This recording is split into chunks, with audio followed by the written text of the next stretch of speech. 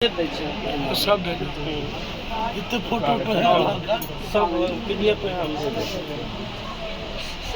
बहुत जगह बोले सर कोई नहीं यहाँ भी हम सर बहुत बाकी हैं सर। जीरोक्स लोग आ जाना जाना जीरोक्स में पीडीएफ सर के मोबाइल कल भिजवा दे बाबू ठीक है या तो ये हम भाई बात कर दो फोटो और भेज देंगे बात कर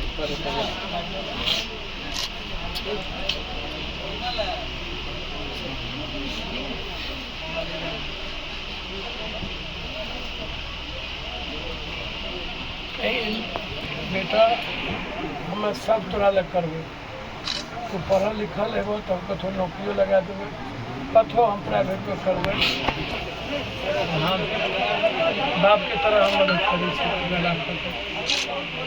और यहाँ कहवा बेटा हमें ऐसे ज़्यादा भी कुछ नहीं कहेगा तो क्या भला है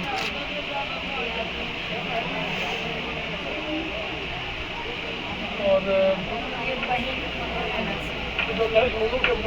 जी लड़का के नाम जी जी सर अखिलेश कुमार यादव जी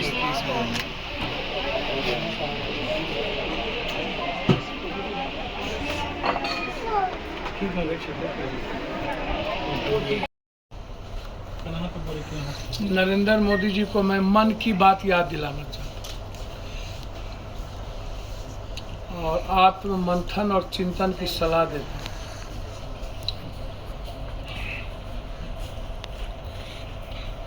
मणिपुर में मणिपुर के उग्रवादियों ने स्पष्ट रूप से कहा कि राम माधव और असम के मुख्यमंत्री के कहने पर हम लोगों ने बीजेपी के लिए काम किया।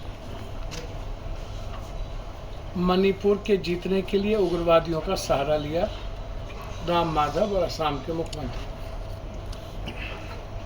मैं देश के प्रधानमंत्री से यह जानना चाहूँगा क्या भारत के जनतांत्रिक व्यवस्था में लोकतांत्रिक मूल्यों में और संवैधानिक व्यवस्था में क्या आपका विश्वास नहीं रहा? क्या यह देश अब आतंकवादी उग्रवादियों के द्वारा ही संचालित होगी? दूसरी चीज मैं यह जानना चाहूँगा कि आज लगातार 98 मौत हो चुकी है। 2 बार हिंसा हुए मणिपुर में नरेंद्र मोदी जी की मिसिंग का पोस्टर चिपकाया गया। एक बार भी नरेंद्र मोदी जी इतने दिनों के अंदर एक भी ट्वीट नहीं किए मणिपुर के हिंसा के खिलाफ। आज उनके केंद्रीय मंत्री ने कहा कि मैं शॉक्ड हूँ, मैं अचंभित हूँ कि मेरे घर को उग्रवादियों ने आके पेट्रोल छीट के जला दिया।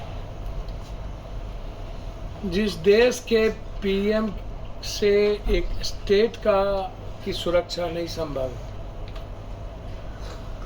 जिस देश के पीएम अपने केंद्रीय मंत्रियों की सुरक्षा नहीं कर सकता और केंद्रीय मंत्री अपनी जिंदगी की भीख मांगता हो और उसके बावजूद देश का प्राइम मिनिस्टर मौन हो, वह चीन या पाकिस्तान या बांग्लादेश या श्रीलंका या यूरोप या रूस से क्या लड़ेगा? की सरकार आई तो पटना में एम्स के लिए आपने कोई ऐसी व्यवस्था नहीं की जिसके चलते 80-90% लोग अभी भी दिल्ली एम्स जाते हैं बिहार के। पटना एम्स में सुविधा नहीं होती।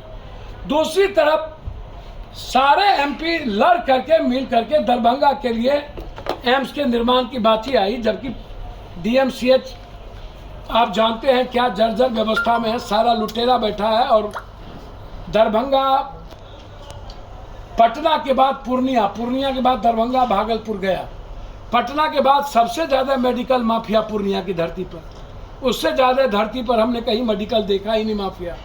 फिर दरभंगा, फिर भागलपुर और फिर गया।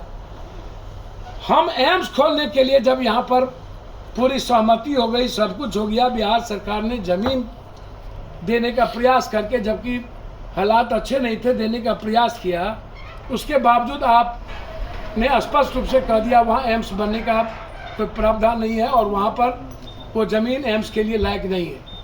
तो भैया ये नूरा कुश्ती का खेल, आंख मिचोली का खेल बिहार की जनता को क्यों पिसवा रहे हैं आप? मैं आपसे जानना चाहता हूं कि इस दोनों आदमी के नूरा कुश्ती में दरभंगा, कोसी, सीमांचल, मिथिलांचल की जनता क्यों पीछे? हमको जो मेडिकल कॉलेज अभी तक बिहार में बनी है उसको भी सुविधा युक्त आपने नहीं किया। एम्स आप यहाँ दे देंगे, मुझको लगता है कि यह एम्स यहाँ से किसी कीमत पर दरभंगा से ना जाए। ये लोग इस नूरा कुश्ती के खेल में जो दूसरा एम्स बिहार में दरभंगा के रूप में लाया गया था, मुझको लगता है कि ये कहीं यहाँ से बाहर न चला जाए। इसके लिए मैं बिहार सरकार और केंद्र सरकार से मांग करता हूँ कि यह डिमांड सिर्फ दरभंगा का नहीं, ये मिथिला, कोसी, सीमांचल का सबसे महत्वपूर्ण डिमांड है। जहाँ भी सीमांचल, कोसी, मिथिलांचल में आपको लगे यदि इस दरभंगा से कहीं ले जाने की प्रक्रिया आप अपनाते हो तो यह बहुत गलत है। मैं आपसे आग्रह करूंगा हर परिस्थितियों में कि आप दरभंगा में एम्स का निर्माण करें। यदि केंद्र को लगता है कि दरभंगा में एम्स के निर्माण का जगह नहीं है तो आप सीमांचल, कोसी, मिथिलांचल में किसी भी जगह एम्स का जो सही जगह है आप वहां निर्माण करने का शुरुआत करें। हम आपको सीमांचल, मिथिलांचल, कोसी का एम्स को बाहर ले जाने नहीं देंगे किसी भी कीमत पर।